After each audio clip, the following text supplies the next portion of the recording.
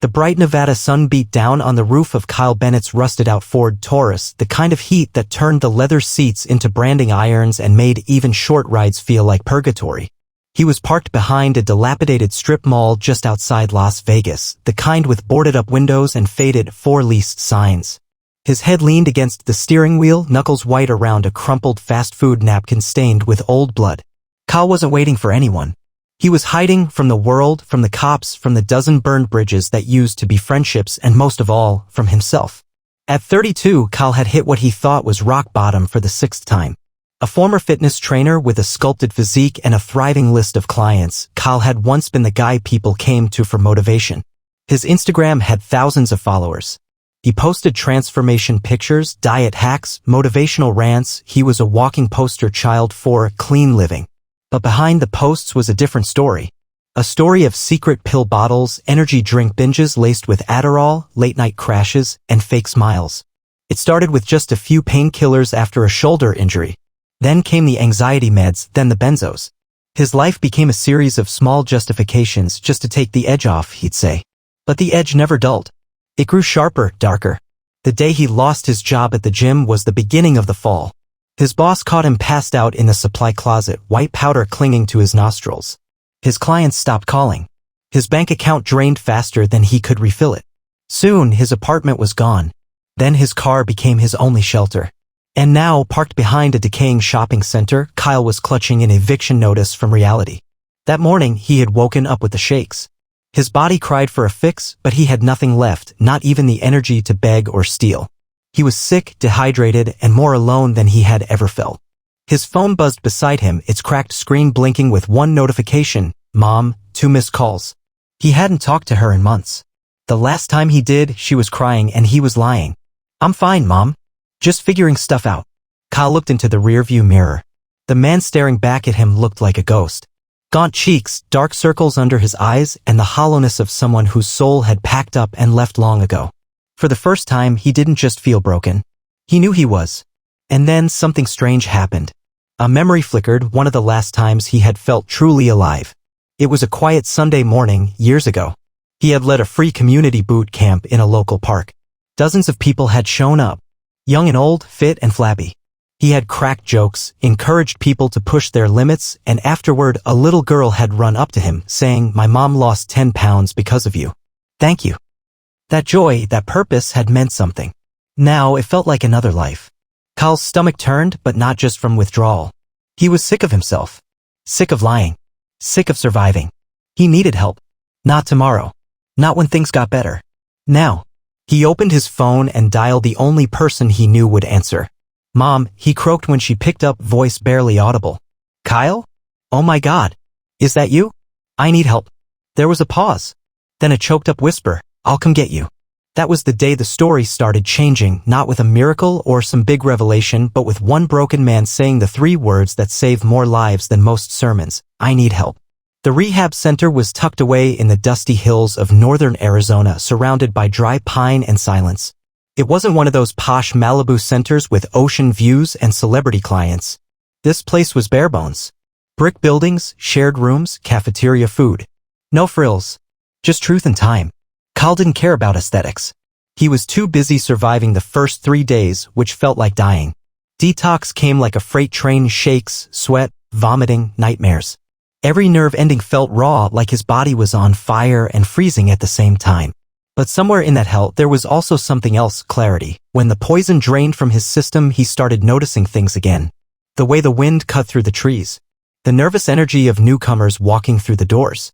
The old-timers with months or even years clean, wearing worn shirts and peaceful eyes. He envied them. Not for their strength, but for their stillness. Their ability to just be. Rehab was more than meetings and medications. It was truth-telling. And Kyle had never been good at that. But group therapy forced him to peel back the lies. He talked about the injury that got him hooked, the fake relationships he clung to, and the weight of disappointing everyone, including himself. There was one counselor, Manny, an ex-Marine with arms like tree trunks and a voice like gravel, who said something that stuck with Kyle like a nail in the brain. "You're not just addicted to drugs, man. You're addicted to escaping pain. But pain's not the enemy. Running from it is." Those words kept circling his mind every time he sat in silence or stared at the peeling walls of his room. Over the weeks, Kyle began to shift. He started journaling. Exercising again, not to look good, but to feel again. He helped newcomers carry their bags, sat with the loners during lunch, and volunteered for trash duty. Little things that added up. By the time he hit his 90th day, Kyle was a different man. His face had filled out. His eyes didn't dart around in paranoia anymore. He was present. But life outside the center wasn't waiting with open arms. 2 weeks after leaving rehab, Kyle relapsed. It was a small dose, one pill, one mistake, but it felt like the end of the world. The shame came rushing back harder than the high. He sat in his mother's bathroom, staring into the mirror, asking himself, why did I just throw all that away? He didn't lie this time. He didn't spiral. He called Manny. I messed up, he said quietly. Manny didn't yell. He didn't shame him. He just asked, you ready to try again? Kyle checked into a sober living house that night. This time, he got serious about the long haul. He attended daily meetings, got a sponsor, and started working part-time at a smoothie bar. It didn't pay much, but it gave him structure. That's where the spark happened. One afternoon, a regular came in, a yoga instructor named Paige who ran wellness retreats in Sedona. She recognized Kyle from his old fitness Instagram. She didn't mention his fall from grace. Instead, she asked, you ever thought about teaching again? Kyle almost laughed. But Paige was serious. She had a retreat coming up and needed someone to lead a basic morning movement session. He hesitated. I'm not who I used to be. Good, she smiled. That guy was fake. This one's real. The retreat was modest, 10 guests, mats spread out on the red rock sands. Kyle's hands trembled the first time he stood in front of the group. But as he started guiding them through stretches and breathing exercises, something clicked. He wasn't trying to impress anyone. He was just sharing what helped him stay alive. That retreat lit a fire. Kyle started researching wellness, real wellness. Not just fitness and food, but mental clarity, emotional sobriety, purpose. He began dreaming again, scribbling ideas in his journal. Not for a gym, not for fame, but for a place that helped people like him, people who didn't need judgment or quick fixes, but healing. Kyle Bennett didn't have capital. He didn't have investors, a shiny resume, or a track record that banks would smile at. What he did have was a notebook full of scribbles, a bike to get to work, and something he hadn't felt in years, purpose. He called the idea Rise Again, not a gym, not a rehab, something in between. It would be a space where people who'd battled addiction or even just life could come to rebuild. It wouldn't start with 10 steps to six-pack abs. It would start with a question, how are you really? Kyle pictured rooms where yoga mats shared space with therapy couches, where workout playlists included sound healing, where you could lift weights, talk to a counselor, take a breathwork class, or just sit quietly without anyone pushing you to be productive. But dreams need money. And Kyle had $174 to his name. So he did what any former addict turned aspiring entrepreneur might do, he hustled. He took on every side gig he could find. Morning shifts at the smoothie bar. Evening janitor work at a high school gym. On weekends, he volunteered at local shelters and free clinics, not just because it fed his soul, but because every person he helped became a potential voice in his growing network. Then came the break. A friend from rehab, Sasha, was now managing a rundown community center in East Vegas. She called him one evening and said, the old yoga room here's just gathering dust. I can't pay you, but if you want to run a class or something, it's yours. Kyle nearly cried. He showed up the next morning with a Bluetooth speaker, 5 second-hand yoga mats, and a printed flyer titled Rise Again, Movement, Mindfulness, and Community. 4 people showed up, all from local halfway houses. They stretched. They talked. Some cried. One guy left halfway through but came back the next day. Word spread fast. Not because Kyle was flashy, but because people were hungry for something real. Each week, more people showed up. Some paid in crumpled bills. Others brought canned goods or offered to sweep the floor. Kyle didn't care. He wasn't building a business yet. He was building trust. Eventually, Paige, his friend from the wellness retreat, invited him to co-host monthly events in Sedona. She taught sound healing. Kyle taught trauma-informed fitness. The retreat sold out. Attendees shared their experiences online. Suddenly, he had a website. Then, an email list. A growing Instagram page, not of flexed abs, but of raw stories and messy hope. Still, Kyle kept his feet on the ground. He knew what happened when ego took the wheel. So instead of chasing scale, he chased impact. He enrolled in certification programs, mental health first aid, trauma-informed coaching, addiction recovery support. He studied not to impress, but to serve. A year into it, Sasha introduced him to a local grant writer who helped nonprofits. Kyle poured out his vision, his story, the mission, the impact numbers.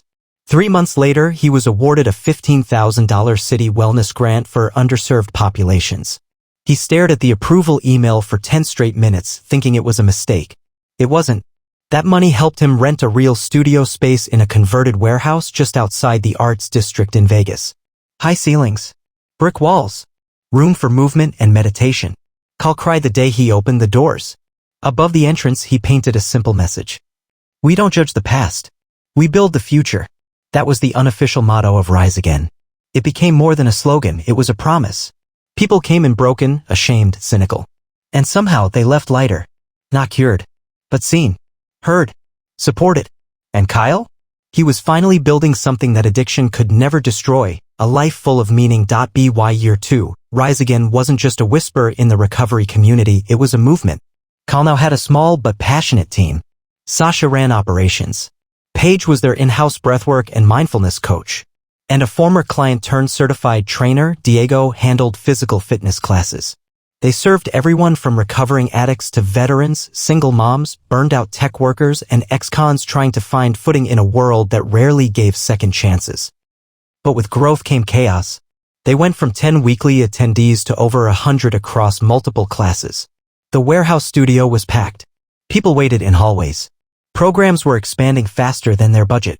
Kyle was constantly juggling, running sessions, answering emails, patching leaks in the roof, unclogging toilets. He was burning out. One afternoon, after back-to-back sessions and a lunch that consisted of a protein bar and cold coffee, he snapped at a volunteer who forgot to turn off the lights. The kid looked hurt. Kyle apologized, but he knew something was off. The truth hit hard. He was falling back into old patterns, overworking, ignoring self-care, isolating. He sat in his car that night and cried. It wasn't about drugs anymore. It was about control. That same fear that once pushed him to escape now pushed him to do everything himself. That week, he made 2 decisions. First, he joined a founders therapy group for people in the nonprofit and wellness space. He needed accountability, not just for sobriety, but for emotional sustainability. Second, he created a no-hero policy at Rise Again. No one, not even him, was allowed to carry the world alone. He delegated, trusted his team, took a step back when needed. The culture shifted from Kyle's project to everyone's mission. Then the spotlight came. A local news station picked up their story after someone at a city council meeting raved about the impact Rise Again had on her son. The feature aired on a Sunday evening. Raw footage of group workouts, laughter, circle meditations, testimonials from people who had crawled out of the darkest holes imaginable. Kyle didn't expect what came next. His inbox exploded. Former addicts from across the country. Counselors. Yoga teachers. Veterans. Social workers. Parents of kids battling addiction. Everyone wanted to know more. Some asked to donate. Others asked how to start something similar in their own cities. Within weeks, Kyle was invited to speak at a regional wellness summit. He hesitated, he wasn't a polished public speaker. But he went. On stage, he didn't try to sound smart. He just told the truth. I'm not here because I'm perfect. I'm here because I was broken and I learned how to heal in community. The audience gave a standing ovation. That night, an investor, quiet, gray-haired, former tech exec, approached Kyle after his talk. I lost my brother to opioids, he said. If someone like you had existed back then, maybe he'd still be here. Let me help you grow. That conversation led to a $250,000 seed donation, not to make Rise Again corporate, but to help them expand without losing soul. They used the funds to open a second location in Phoenix, trained new facilitators, developed an online program for people in rural areas, and built a scholarship fund for those who couldn't afford services. But Kyle stayed grounded. Every Friday, no matter how busy he was, he led the evening recovery circle. He never missed it.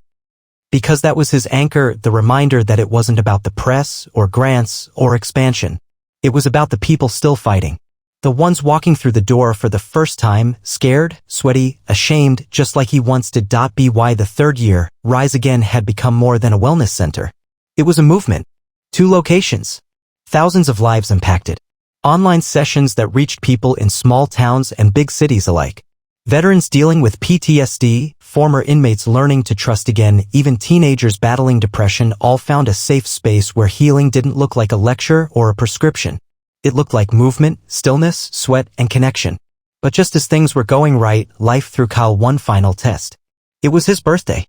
He hadn't touched a drink or drug in years. He hadn't even been tempted until that night.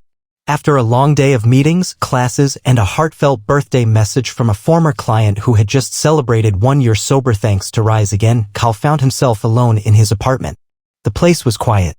Too quiet.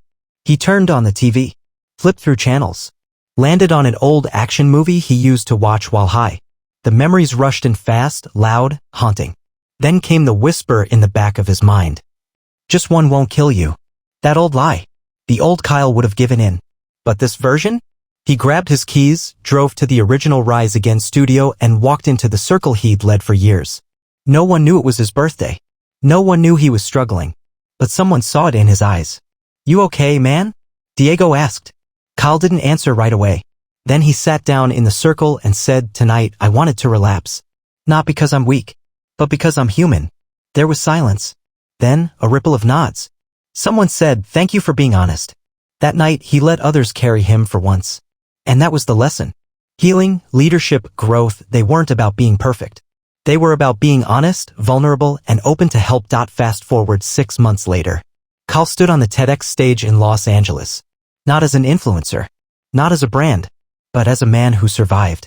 He looked into the audience and said, "I used to think addiction destroyed my life.